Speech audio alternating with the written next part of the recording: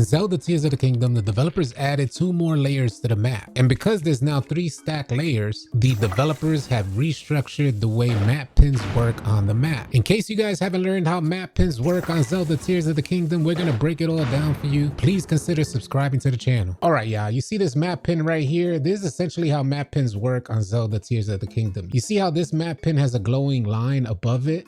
We'll scroll in here. It has a glowing red line leading down to the map pin. Well, if I hit down on my D-pad and go into the depths, you see that glowing line is no longer there. Or even if I go into Sky Island, that glowing line leading to the pin from the top is not there. If we go into the standard map, you see the glowing line rising up from the map pin. The same goes if I put a pin onto the Sky Islands here and I hit down on my D-pad, you'll see it's not glowing on the standard map or in the depths.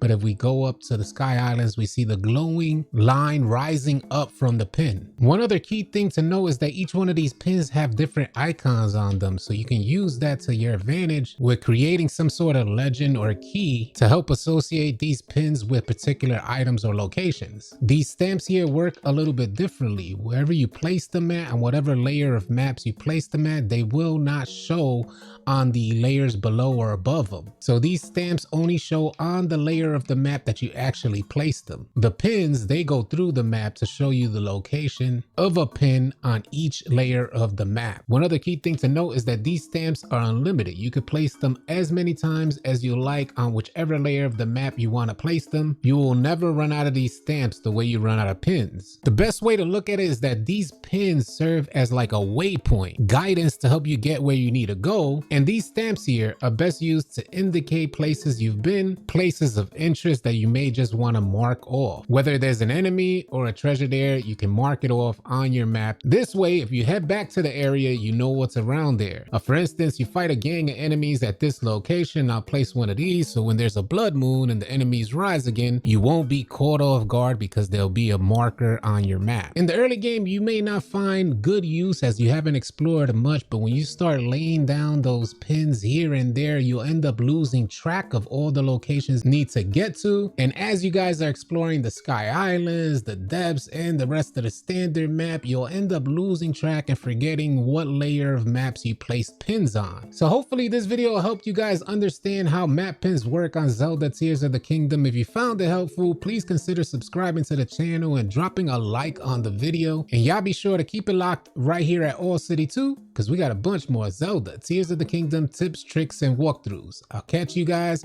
on the next video or live stream. Easy, y'all.